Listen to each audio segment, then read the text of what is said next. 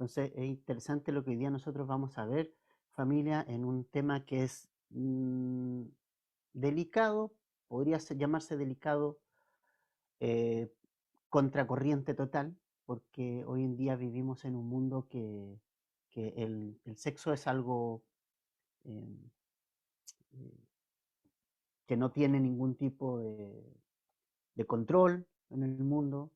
Hay parejas que sin casarse conviven sexualmente. Hoy los chicos van a sus fiestas y todo, y tienen sexo con una persona, con otra, incluso relaciones sexuales entre personas del mismo sexo.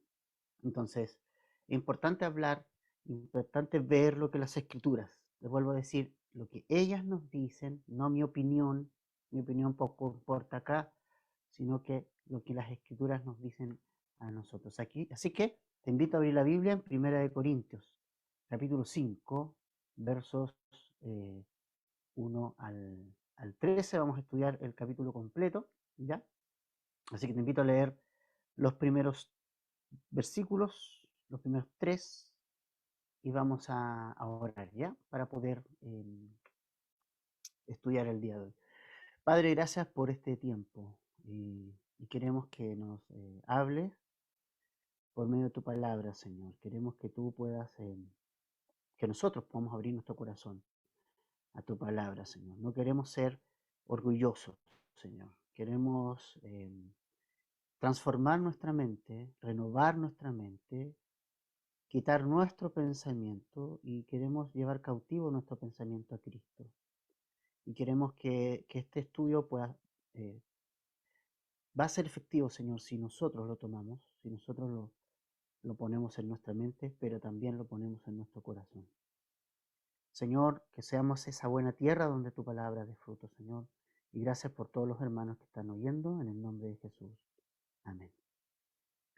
Bueno, vamos a 1 Corintios 5, entonces vamos a leer los primeros versículos. Dice, de cierto se oye que hay entre vosotros fornicación, y tal fornicación cual ni aun se nombra entre los gentiles, tanto que alguno tiene la mujer de su padre, y vosotros estáis envanecidos. ¿No debierais más bien haberos lamentado para que fuese quitado de en medio de vosotros el que cometió tal acción? Pablo concluyó la semana pasada el estudio o el tema respecto a la división que había en la iglesia. Recordemos que la iglesia de Corinto es una iglesia de la cual Pablo está muy agradecido porque es una obra de Dios, ¿ya? Y eso es súper importante. La iglesia de Corinto es una obra de Dios, preciosa, hermosa. Y Pablo, al saber y conocer las situaciones que habían dentro de ella, el amor de Pablo por esa iglesia, le hace escribir esta carta para corregir las cosas deficientes con la finalidad no de avergonzar a los hermanos. Recuerden ustedes lo que Pablo nos compartió en el capítulo 4, versículo 14. Él dijo, no escribo esto para avergonzarlos, sino para amonestarlos como a hijos amados. Esa es la finalidad de la carta de Corintios. Bajo ese lente tenemos que leerla. Aquí no hay palabras que quieran provocar heridas en las personas. Aquí no hay palabras en el apóstol Pablo con la finalidad de avergonzar y de apuntar a una persona y avergonzar a esa persona, o apuntar a la iglesia y avergonzar a la iglesia. Lo que Pablo quiere hacer es que la iglesia sea amonestada para que esta iglesia camine, madure y crezca. Y creo que es súper importante que tú entiendas como cristiano, como hijo de Dios, por medio de una relación de Jesucristo, es que la amonestación en la iglesia es súper importante. ¿Ya? A veces se da más énfasis a que hay que animar, exhortar. Sí, hay momentos para exhortar, para animar a la persona, pero también hay momentos para amonestar. Y esta carta es una carta de amonestación. ¿Y por qué? Porque la iglesia de Corinto era una iglesia carnal que tenía que estar dando fruto. Pablo esperaba de esta iglesia un crecimiento en 3 años, recordemos. Y no había pasado eso. Por eso es que vale la pena preguntarse, hermano. Tú te tienes que preguntar, nosotros tenemos que preguntarnos, ¿cuánto he crecido? No si soy cristiano o no, porque eso ya es un tema pasado. Más allá de decir soy cristiano o no soy cristiano, el punto es en qué camino, en qué punto de ser cristiano estás. Todavía estás como un bebé, todavía necesitas tu lechecita, todavía estás llorando por cosas que no deberías llorar, o estás madurando y creciendo en Cristo. El interés de Pablo es que la iglesia de Corinto crezca, el interés de Pablo es que la iglesia crezca. No hablamos de números, hablamos de madurez espiritual. Y Dios quiere que tú crezcas, hermano. Dios quiere que tú crezcas, hermana. Dios quiere que sea así. Y lo que te ocurre, las cosas que te pasan son para tu crecimiento mientras no entiendas eso. Siempre vas a estar como un bebé quejándote por cosas. Lo que acá quiere, lo que Pablo quiere con esta iglesia no es avergonzarla. Él ama a esta iglesia porque él la engendró en cierta manera. ¿En qué sentido? En el sentido que él llevó el evangelio de Jesucristo a este lugar. En medio de tanta inmoralidad, una iglesia que ya vimos en la introducción, la inmoralidad y todo eso. Ahora, tristemente, pasa lo que muchas veces pasa, ¿no? Es como el ambiente, como el lugar donde vivo, con sus costumbres, muchas veces influencia en la iglesia, en lugar de que sea al revés, en lugar de que el Señor use poderosamente a la iglesia, ¿para qué? Para llevar las buenas noticias de Cristo a este mundo. Pero el lugar donde vivimos, desgraciadamente, y su cultura influye muchas veces y pega en la iglesia. Y es lo que estaba pasando acá, ¿ya? Que estaba ocurriendo una situación, un pecado que al parecer para muchos era normal que ocurriera o tal vez se tapaban los ojos, pero es importante lo que nos dice el verso 1. Pablo, recordemos bien, habló de una visita a Corinto al finalizar el capítulo anterior. Habló de lo envanecido que estaban muchos. Y Pablo menciona que yo quiero ir y quiero ver en persona cómo andan ustedes, cómo están caminando, para ver el poder no de sus palabras, no de lo que dicen, sino de cómo viven. Porque finalmente, familia, cómo vivimos es lo que dice dónde estamos. O sea, tú puedes decir yo soy cristiano, una persona puede decir yo soy cristiano, pero si no hay un fruto en su vida, si no hay transformación, si tú no puedes decir, ¿sabes qué? Tal día yo le entregué mi vida a Cristo y desde tal momento yo vi y yo observé y la gente observó una transformación en mi vida. Si no puedes decir eso, es súper complicado creer el tema que eres cristiano. Un cristiano nace de nuevo por el Espíritu Santo y el Espíritu Santo hace dar fruto a esa persona y cambia. Yo te puedo decir lo que era antes, yo sé lo que era antes. Yo sé mi vida y sé súper clarito lo que era antes. Lo tengo muy claro. Mi familia, mi hermana que aún vive, mis padres ya están con el Señor, puede decirte cómo era antes. Y puede decirte lo que ocurrió cuando le entregué mi vida a Cristo. Que hay perfección. No hay perfección. No, no hay perfección. Para nada. Yo quiero crecer, quiero madurar. Yo necesito a Cristo cada día y su poder. Porque yo no dependo de mí, yo dependo del Espíritu Santo, de su poder. Pero tengo que caminar en obediencia a la palabra de Dios. Eso sí es importante. Debo caminar en obediencia a la palabra de Dios. Pero si tú no puedes decir, mira, yo era así y ahora soy acá, el Señor hizo algo en mí, es difícil que puedas decir, soy un cristiano. ¿Sí? Porque hay una diferencia. Entonces, cuando seguimos nosotros a Jesús, mi conducta lo va a reflejar. Y el peligro de estas personas de Corinto, que muchos de ellos decían, nosotros somos sabios, nosotros somos entendidos. Pablo les tiene que corregir y les corrigió eso también. ¿Ya? Y fíjate que es tremendo lo que nos dice acá porque está sucediendo una situación en la iglesia, había un tema muy grave y la situación era que no requería una mayor investigación, no requería de algún tipo no sé, de averiguar un poco más, o no era una situación que pudiéramos decir no era clara, no, era una situación clara, era una situación que hablaba por sí misma. Te voy a leer el verso 1 del capítulo 5 en la versión Reina Valera Gómez. Dice, se oye por todas partes que hay entre vosotros fornicación. La traducción NTV, Nueva Traducción Viviente, dice: me cuesta creer lo que me informan acerca de la inmoralidad sexual que hay entre ustedes, algo que ni siquiera los paganos hacen. O sea, pongámonos en el nivel de lo que estaba ocurriendo en esta iglesia. Había tal fornicación, o sea, no solo había fornicación, sino que además había tal fornicación, nos dice acá, que aún en círculos no cristianos, aún gente mundana, gente que no conocía al Señor Jesucristo, se sorprendía de que eso ocurriera a ese nivel, a ese punto. Era motivo, lo que estaba ocurriendo dentro de la iglesia de Corinto era motivo de comentario, incluso del comentario del barrio, de gente no cristiana. Y eso es una vergüenza. Era una vergüenza lo que estaba ocurriendo. Es vergonzoso para la iglesia el material que da. Qué triste. Qué triste que la iglesia de Cristo dé material para la propagación de todo tipo de comentarios. Es súper triste. Es súper triste. Y es triste porque tú revisas la historia de la iglesia, no sé si has tenido la oportunidad de estudiar la historia de la iglesia, aparece en muchas partes, tú puedes estudiar la historia de la iglesia, hay manuales bíblicos que traen la historia de la iglesia, el portavoz, por ejemplo, trae la historia de la iglesia, y tú lo puedes leer y te puedes dar cuenta de que es una historia súper triste, pero siempre ha habido remanentes que lo que queremos es seguir al Señor Jesucristo, todos nosotros. Siempre hay un remanente que queremos seguir a Cristo, y eso es súper importante.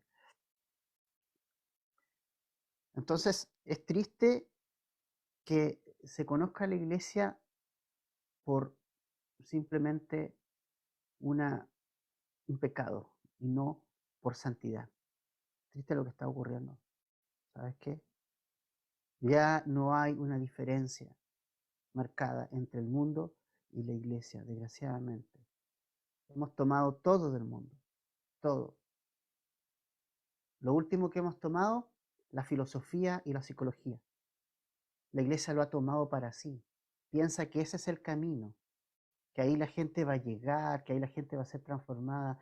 La gente va a ser transformada por el poder del Espíritu Santo, familia. No, no va a ser transformada por la labia. Yo no cambio de voz cuando enseño la palabra. Yo no uso la carne.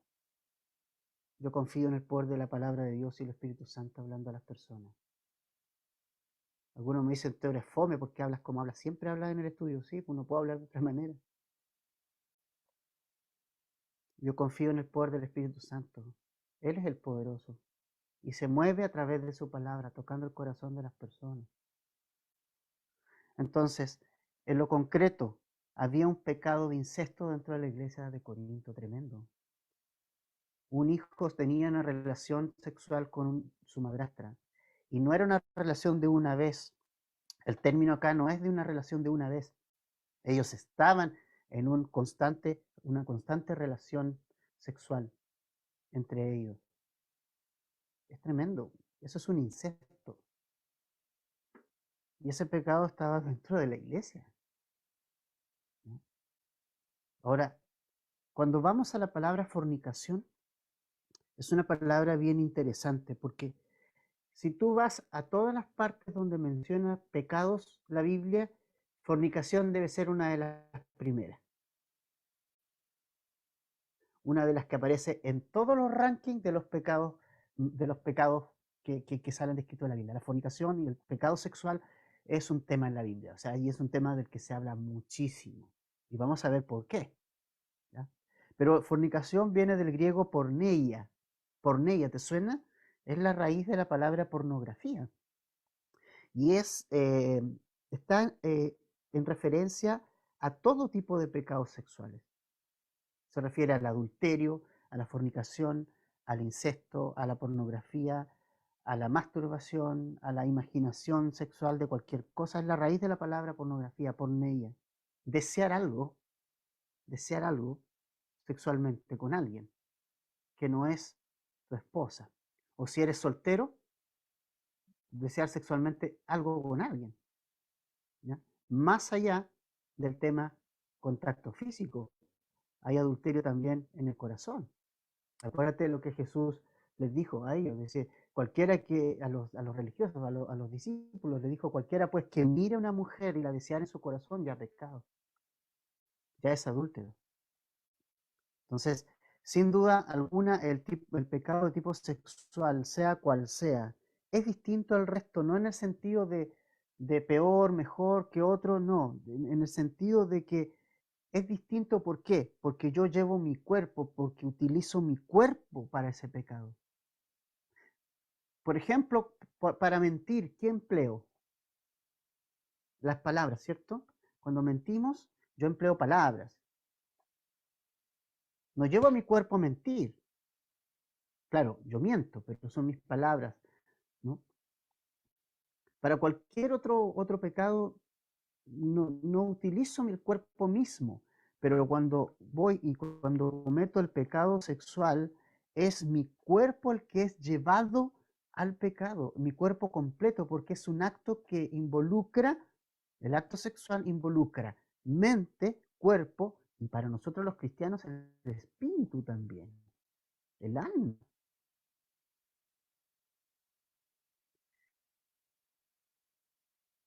Cuando yo peco sexualmente, estoy pecando, estoy llevando este cuerpo al pecado. Además, mira considera lo que dice 1 Corintios 6, un capítulo más adelante, versos 18 al 20. Vamos a ver esto con más profundidad cuando lleguemos a este pasaje. Pero mira lo que dice 1 Corintios 6, 18 al 20. Dice, huyan de la fornicación. Todos los demás pecados que un hombre comete están fuera del cuerpo, pero el fornicario peca contra su propio cuerpo. ¿O no saben que su cuerpo es templo del Espíritu Santo que está en ustedes, el cual tienen de Dios, y que ustedes no se pertenecen a sí mismos, porque han sido comprados por un precio? Por tanto, glorifiquen a Dios en su cuerpo y en su espíritu, los cuales son de Dios. Estoy leyendo la versión Nueva Biblia de las Américas. Fíjate qué interesante. Un hombre, una mujer que ama a Jesús, ¿qué va a hacer frente a la posibilidad de fornicar? Va a huir. Porque hay algo importante. Vamos a ser probados en esa área. Vamos a ser tentados en esa área. Claro que sí. Claro que sí. Y el hombre es tentado más en esa área porque nosotros como hombres fuimos creados distintos de la mujer. El hombre, nosotros los hombres, eh, viene la excitación con la mirada, con la observación y también luego con el tocar. Pero la mujer es distinta, ¿ya? Es diferente en eso. Pero vamos a ser hombres tentados en esa área. Bueno, mujeres también, pero vamos a ser tentados en esta área. Y lo que nos dice 1 Corintios 6, 18 al 20 es que tenemos que huir de la fornicación. ¿Y saben de qué me recuerda la palabra huir? Inmediatamente salto a mi memoria a la historia de José. ¿Se acuerdan de José?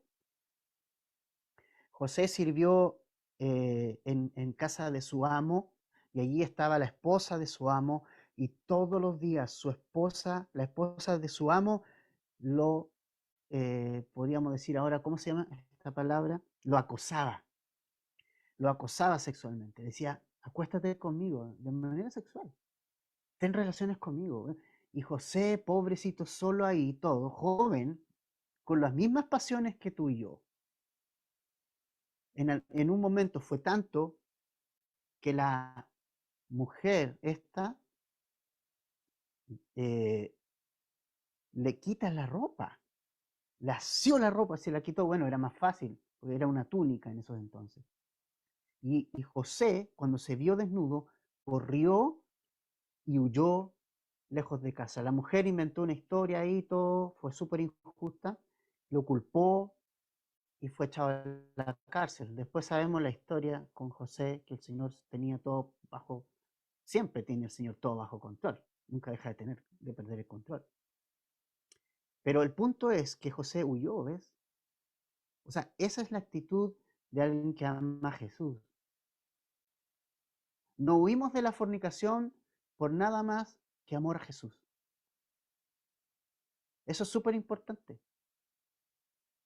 No, no es que es inmoral, sí es inmoral, pero hay una motivación más para huir de la fornicación, y es que tú perviertes el templo del Espíritu Santo, que cortas una relación de amor con Cristo, que el pecado corta la comunión con tu Padre. Por lo menos esa es la motivación para alguien que ama a Jesús, para huir de la fornicación. El sexo no es algo prohibido. El sexo no es algo que Dios aborrece. El sexo es algo que Dios creó. Es parte de su creación. Vemos a Adán y Eva, dice que estaban desnudos y no se avergonzaban. Y conoció, dice Adán a Eva, dice en términos sexuales, exploraron sexualmente, mutuamente, disfrutando de la relación sexual, porque la relación sexual no es yo disfruto. La relación sexual es yo disfruto y doy disfrute también a la otra persona en el contexto matrimonial. Eso es, no es egoísmo. No es egoísmo. Entonces, es algo que Dios creó de manera hermosa, pero exclusivamente para el matrimonio, porque es en el matrimonio donde cumple la función que Dios estableció para la sexualidad, que era darse placer mutuamente, de ser uno, una sola carne. La Escritura dice que al que se une a su esposa, dice, los dos serán una sola carne, y la relación sexual es parte de ser una sola carne. Pero por eso cuando tú fornicas, tú llevas tu cuerpo a ser una sola carne con alguien que no es tu esposa, y eso es un pecado. Ahora, el punto aquí, quiero que avancemos porque no quiero que nos entrampemos para poder avanzar, ¿ya? El punto aquí es cómo reaccionó la iglesia ante lo que estaba ocurriendo en Corinto, ante este pecado de insectos. ¿Cuál fue su reacción? ¿Puedes verla? ¿Puedes ver la reacción de la iglesia? Versículo 2 está la reacción. Y vosotros, dice, estáis envanecidos. Punto 1. Punto 1. Estaban tan inflados. Eso significa envanecido. Envanecido en el griego, en el idioma que fue escrito en el Nuevo Testamento, estaban inflados con aire, como un globo. Y estaban tan inflados y había tanto orgullo, tanto ego personal, que ante sus ojos había un pecado grave y ellos estaban volando por ahí arriba,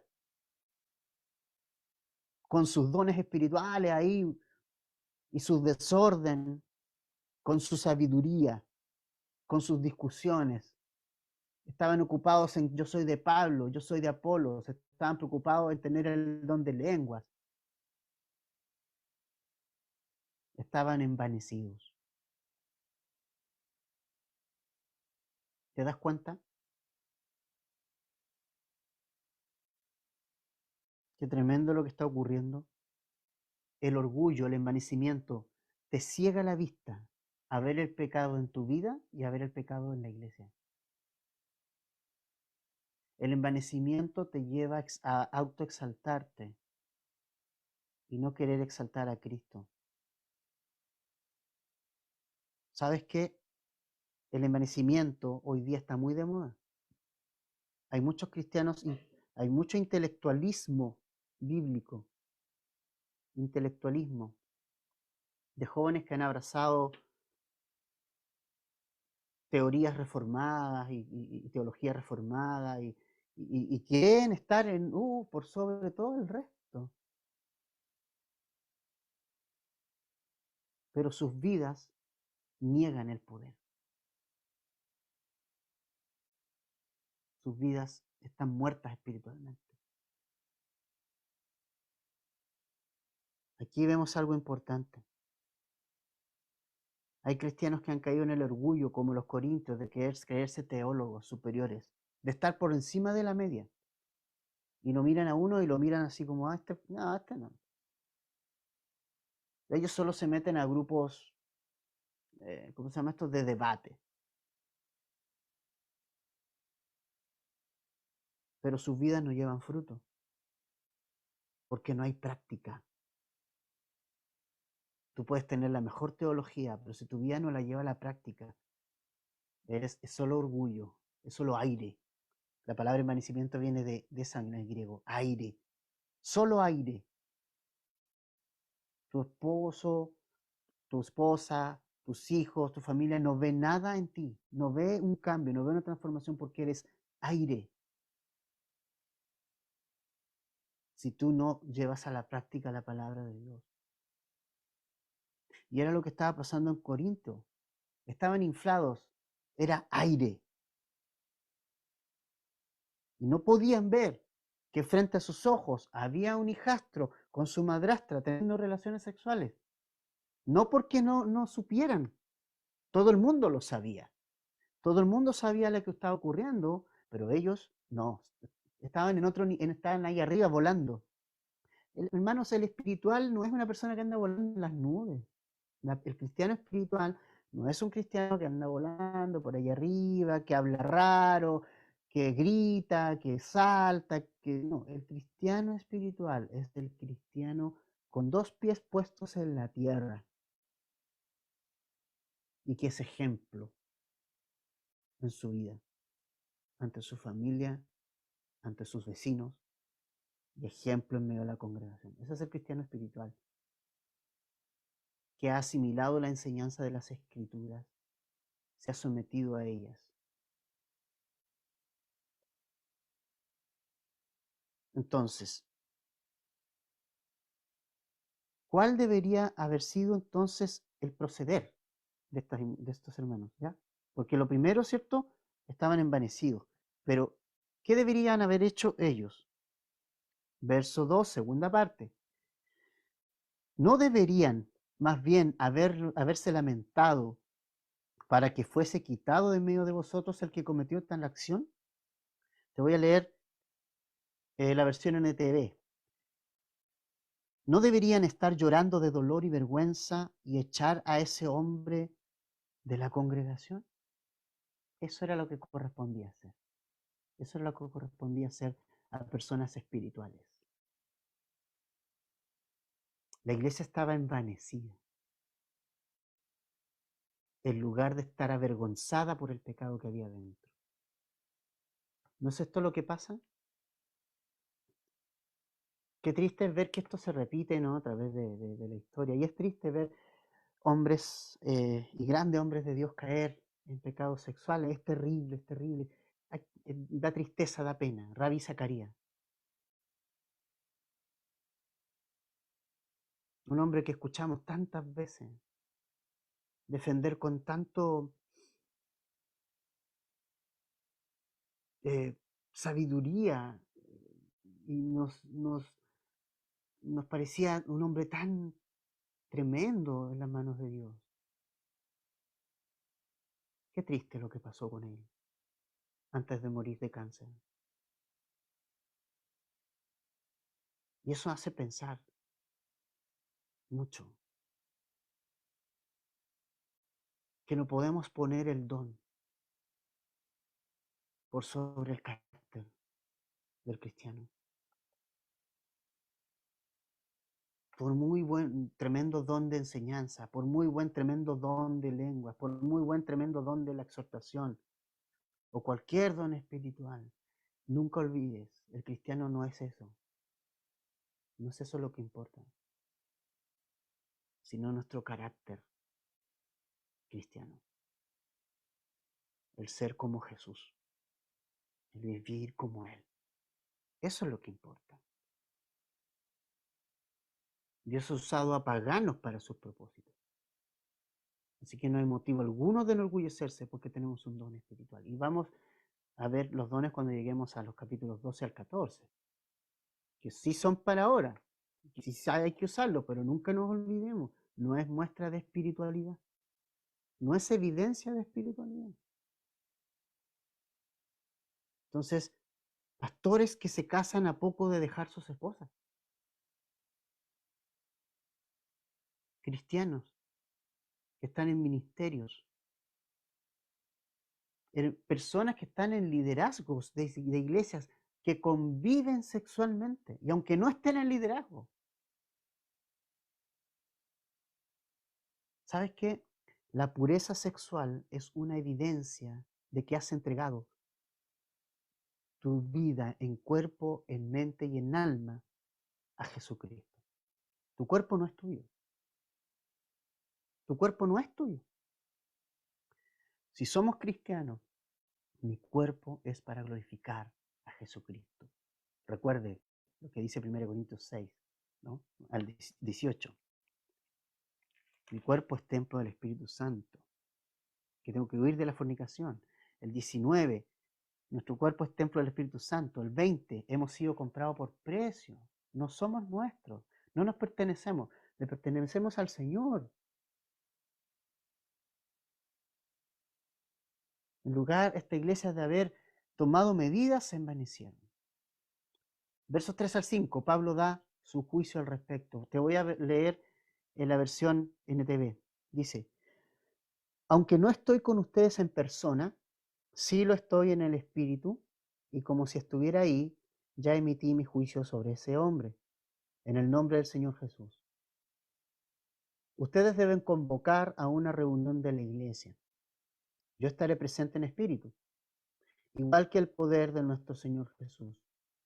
Entonces deben expulsar a ese hombre y entregárselo a Satanás para que su naturaleza pecaminosa sea destruida y él mismo sea salvo el día que el Señor vuelva.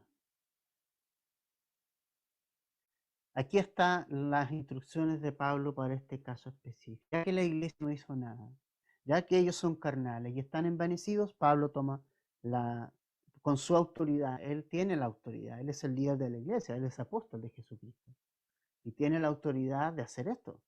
Los líderes tienen la autoridad de hacer esto. Los líderes de la iglesia, líderes piadosos, que caminen en santidad, pueden hacer esto. Y debemos hacer esto si nosotros tenemos una situación así. ¿Que es difícil? Uf,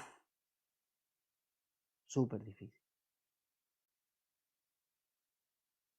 ¿Qué tenían que hacer estos hermanos?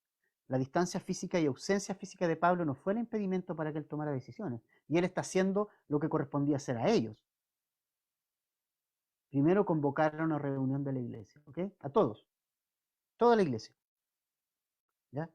Ya no para que dieran rienda suelta a los dones, desordenadamente. Ya no para sus cenas abusadas que vamos a ver más adelante que hacían ellos, que se emborrachaban.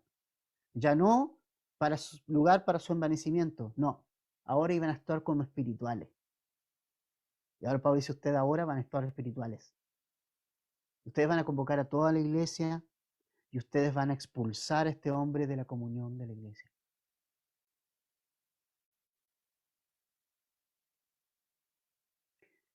No hay comunión cuando hay una práctica de pecado. No que no pequemos. Primera Juan dice que nosotros vamos a pecar como cristianos, pero una cosa muy distinta es cuando tú practicas el pecado. Practicar el pecado es hacer algo, una costumbre. Uno piensa, por ejemplo, en David, que cometió el pecado de adulterio, entre otros. Pero luego David se arrepiente y David no comete nunca más un pecado de ese tipo. David deja el pecado, nunca más cometió ese pecado. Eso es arrepentimiento. Arrepentimiento es confesar mi pecado y apartar, como dice un proverbio. El que confiesa su pecado y se aparta, tiene el perdón de Dios, es bienaventurado. Había una comunión rota por el pecado de este hombre. No podía participar de la comunión. ¿Por qué? Porque es Jesucristo el que nos une a nosotros. No somos un club deportivo, no es una junta de vecinos, ni una institución. La iglesia no es una institución. La iglesia tampoco es una organización. La iglesia es el cuerpo de Cristo, es un organismo que está vivo y que cuando uno de sus miembros tiene, ¿cómo se dice? Gangrena, gangrena, es un asunto que da. Ese brazo hay que tratarlo. Si le da aquí o a un dedo, hay que tratarlo. Y a veces es necesario cortarlo y sacarlo e implantarlo después. ¿Me fijas? Esa es comunión. Entonces, lo tercero, entregar a este hombre a Satanás para que sea disciplinado. Tal vez este punto es como súper fuerte y tú dices, pero ¿qué onda? ¿Qué significa esto? ¿Qué significa entregar a este hombre a Satanás?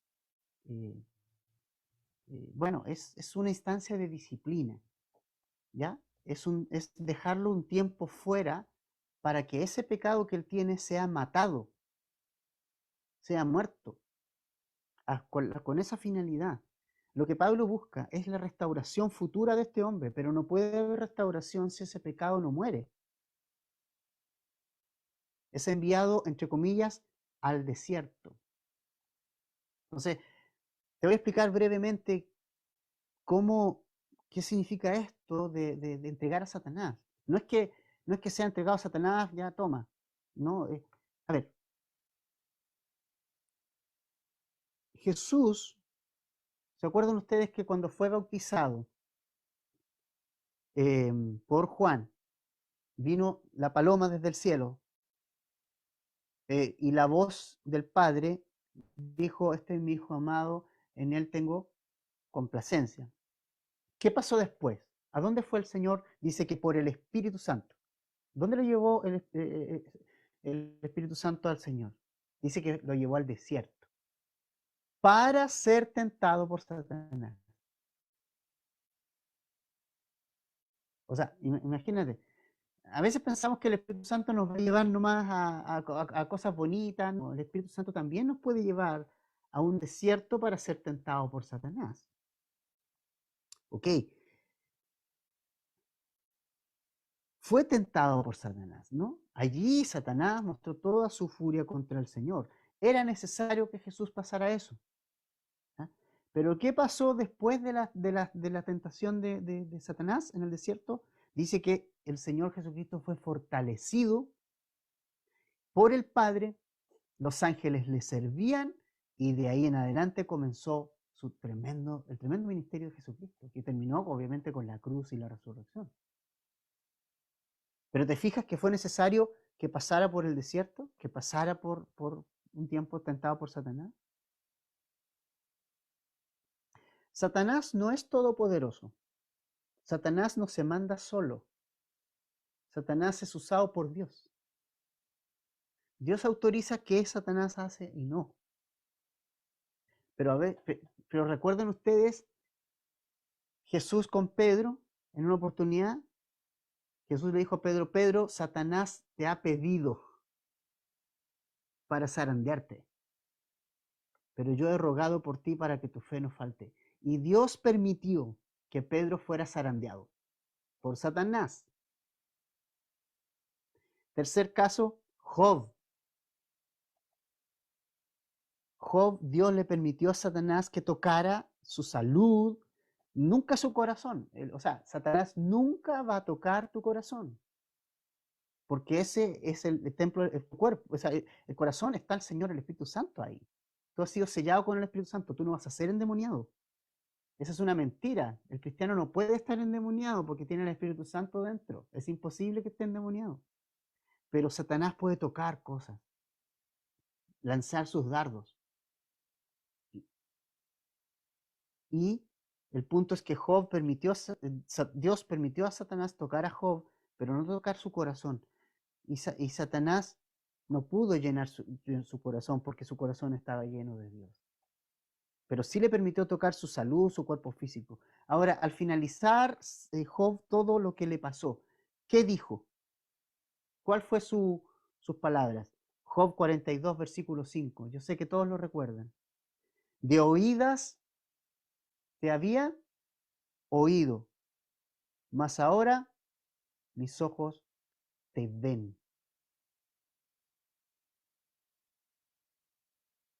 ¿Por qué Job pudo decir eso? Solo lo pudo decir al experimentar a Satanás tocando cosas. Después de que Dios autorizó a Satanás a hacer lo que hizo, Job pudo decir esto. Si Job no hubiese pasado por lo que ocurrió, esto no lo hubiera podido experimentar. Entonces, ¿a qué voy con eso? Es que el entregar a Satanás a este hombre tenía por finalidad que él mate su pecado,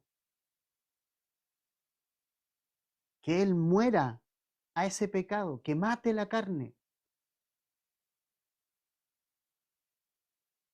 Porque cuando estamos en la carne, Satanás se aprovecha de eso y zarandea a las personas. Pero luego dice que vuelva y que luego vuelva a la comunión. Esa es la finalidad de la disciplina en la iglesia. La finalidad de la disciplina en la iglesia no es avergonzar, no es ya, ándate y no vuelvas más. La disciplina en la iglesia tiene la finalidad de que haya arrepentimiento y que haya restauración, que vuelva a la comunión con Cristo. Ambas cosas deben hacerse con fuerza en la iglesia. Ambas. Algunos hacen con fuerza la disciplina, pero no dan la misma fuerza para la restauración. Ambas cosas deben hacerse con fuerza en la iglesia de Jesucristo. Se debe disciplinar, ¿sí? Jesucristo enseñó que teníamos que tratar el pecado, si veíamos a un hermano pecar, teníamos que hablar con él solo. Si él no hacía caso, en segundo lugar, tomar otra persona, 2 o 3 testigos espirituales, y si no hacía caso, llevarlo a la iglesia, a toda la iglesia, y delante de toda la iglesia, decirle, ¿te vas a arrepentir o no te vas a arrepentir? Y si él no quiere, que le vaya bien, ya no es parte de la comunión de la iglesia de Cristo, siempre da la oportunidad de la restauración. Entonces, ambas cosas se deben hacer con fuerza en la iglesia. Disciplinar, pero dar lugar con fuerza a la restauración y plena comunión al hermano arrepentido. Versos 6 al 13. Pablo hace un llamado, perdón, vamos a 6 al 8. Pablo hace un llamado a dejar el orgullo y a limpiarse. Voy a leer en la versión Nueva Biblia de las Américas, ¿ya? La jactancia de ustedes no es buena. ¿No saben que un poco de levadura fermenta toda la masa? Limpien la levadura vieja para que sean masa nueva, así como lo son en realidad sin levadura. Porque aún Cristo, nuestra Pascua, ha sido sacrificado. Por tanto, celebremos la fiesta no con la levadura vieja, ni con la levadura de malicia y de maldad, sino con panes sin levadura, de sinceridad y de verdad. O sea, este es un llamado de Pablo a la iglesia que deje de estar envanecida. Este es un llamado de la iglesia, de Pablo a la iglesia, para que deje la jactancia, el aire, el viento, a dejar la levadura que solo infla. ¿Has visto, cierto, la masa como infla con un poquito de levadura? ¿Y qué es eso? Es aire. Usted le aplasta la masa y listo. Es cosa que se aplasta la masa para que el aire salga. Y eso hay que hacer en nuestra vida, familia. Si hay un poco de pecado en nuestra vida, si hay un poco de carne, esa debe ser aplastada, debe ser sacada, eliminada, para que ninguna cosa afecte nuestra relación con nuestro Señor Jesucristo y nuestra relación con nuestros hermanos, porque somos responsables, porque somos parte de un cuerpo, no nos mandamos solos aquí. Lo que nosotros hacemos no nos afecta a nosotros solos, porque somos parte de un cuerpo, afecta al cuerpo de Cristo.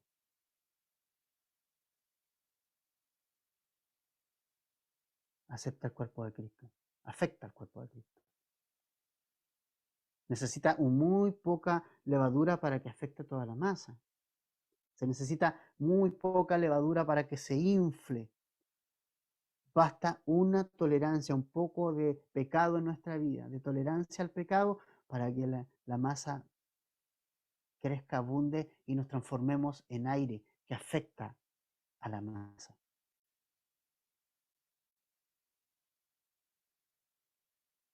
Debemos cuidarnos de la vieja levadura y matar la carne, llevando nuestros pecados, nuestra carnalidad a los pies de Cristo, presentando, como dice Romanos 12:1, nuestra vida en sacrificio, nuestro cuerpo en sacrificio vivo, santo, agradable a Dios. Mata tu cuerpo, mátalo, tu carne, llévalo a los pies de Jesucristo. ¿Y cuál es nuestro mejor ejemplo de una levadura, un pan sin levadura? Nuestro Señor Jesucristo. Dice que el verso 7, ni aun Cristo, nuestra paz, porque aun Cristo, nuestra Pascua fue sacrificado. O sea, Jesucristo se sacrificó. Él no tenía pecado, pero Él se sacrificó. ¿Por quiénes? Por nosotros. Si Él, no teniendo pecado, se sacrificó, ¿cuánto más nosotros que sí tenemos pecado tenemos que matar nuestra carne? Eliminar la levadura, quitar la levadura de la masa y ser una nueva levadura, no con la vieja levadura del mundo, la religiosidad, las obras, no, la levadura, el nuevo pan sin levadura. Versos 9 al 13, con esto terminamos. La importancia de cuidar la comunión. Verso 9. Leo nuevamente en la Nueva Biblia de las Américas, ¿ya? Dice, en mi carta les escribí que no anduvieran en compañía de personas inmorales. No me refería a la gente inmoral de este mundo, o a los codiciosos y estafadores, o a los idólatras, porque entonces tendrían ustedes que salirse del mundo. Sino que en efecto les escribí que no anduvieran en compañía de ninguno que, subraya por favor, llamándose hermano, es una persona inmoral, o avaro, o idólatra, o difamador, o borracho, o estafador. Con esa persona ni siquiera coman. Pues, ¿por qué de juzgar yo a los de afuera? ¿No juzgan ustedes a los que están dentro de la iglesia? Pero el que juzga a los que están fuera, pero Dios juzga a los que están afuera. Expulsen al malvado de entre ustedes. Si te das cuenta, el verso 9 nos habla de una carta anterior que Pablo escribió que nosotros no la tenemos y Dios consideró que no la teníamos que tener necesariamente. ¿Ya? Tal vez era una carta muy local, de cosas muy locales, y por eso Dios nos quiso que la tuviéramos. O sea, lo que es la primera carta de Corintios para nosotros es la segunda para ellos. Ya había una carta anterior. Y en esa carta anterior, Pablo fue malinterpretado, porque Pablo dijo que no se juntarán con gente inmoral, pero no se refería a las personas no cristianas, porque Pablo dice acá, si ese era el contexto, entonces no tendríamos que vivir en este mundo, tendríamos que irnos a vivir a otra parte.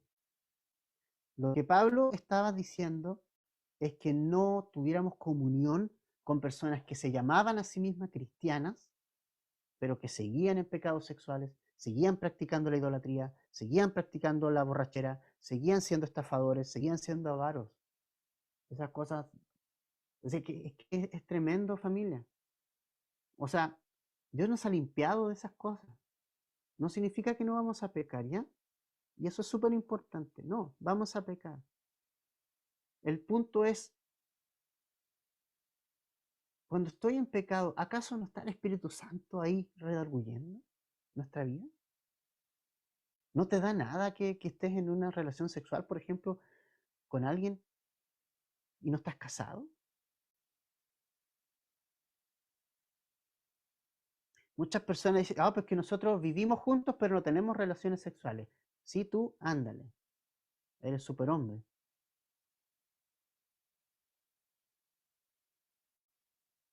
Dios nunca ha querido que nos apartemos de la gente, hermanos. Dios nunca ha querido que nos apartemos de la gente. Dios quiere que nos apartemos del pecado, que es muy distinto. Pablo entonces no está en su primera carta, lo que le escribió anteriormente a Corinto. Pablo no quería que los hermanos no se juntaran con los pecadores. Pablo dice, no, porque Dios no quiere eso. Jesús se juntó con pecadores. Jesús comió con pecadores.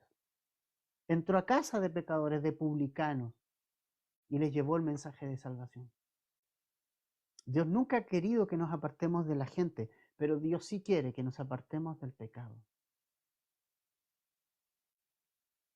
Lo que Pablo dice acá es que los que se llaman cristianos, pero que están viviendo una vida de pecado, practicando el pecado, con ellos no hay comunión.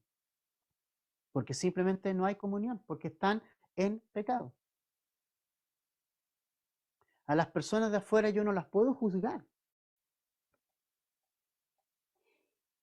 A las personas que no conocen a Cristo las va a juzgar Dios. Todos van a tener que rendir cuenta a Él. Si tú no eres creyente, tú vas a estar delante del trono blanco ahí enjuiciado. Él te va a juzgar, yo no.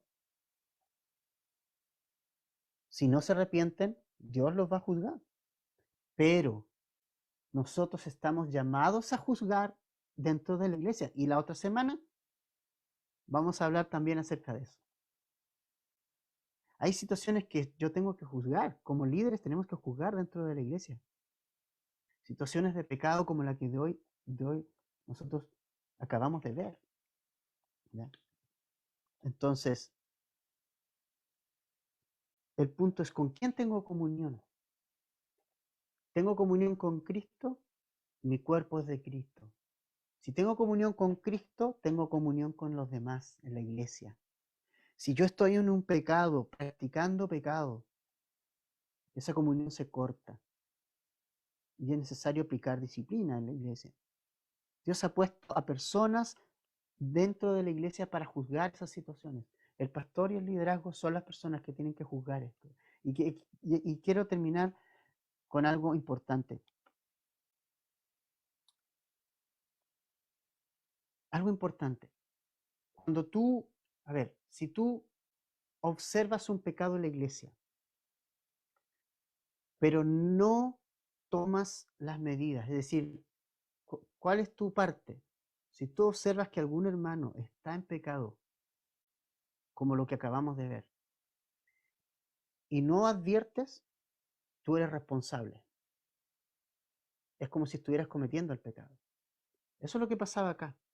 Eso es lo que le pasaba con estos hermanos. ¿Ya? Eso es súper importante. Cerrar los ojos ante una situación tan evidente de pecado en la congregación te hace responsable de ese pecado. Por lo tanto, si tú observas en alguien algo, tienes que hablarme. Tienes que hablar al liderazgo. Y nosotros habrá que tratarlo. Acuérdate que la finalidad no es poner el pie encima a nadie. La finalidad es restaurar. Si la persona desea. Al parecer, la última frase, que suena bastante fuerte, tuvo resultado en esta persona. Quitad pues a ese perverso de entre vosotros. Porque la segunda carta de Pablo a los Corintios se nos menciona que era bueno recibir al que se había arrepentido. Y qué rico es eso. Qué rico es eso. Qué gratificante es ver cuando la iglesia actúa con disciplina, pero también actúa con restauración cuando ese hermano ha dejado y abandonado este pecado. Familia, y sabes que quiero ser súper claro. Si tú te llamas cristiano y estás practicando las drogas, estás consumiendo drogas con frecuencia, alcohol con frecuencia, estás conviviendo con alguien sexualmente, y aunque no tengas relaciones sexuales, estás en la misma casa con alguien. Si tienes relaciones sexuales antes del matrimonio, si tienes una relación extramarital, si estás viendo pornografía y lo haces una práctica, no puedes ser parte de la comunión. Es importante que tú mates la carne, que te arrepientas. Y la evidencia de que te arrepientes es que dejas esas prácticas. No te puedes llamar cristiano si practicas esta lista. Si sigues siendo un fornicario, un avaro, un idólatra, un borracho, un ladrón, un maldiciente.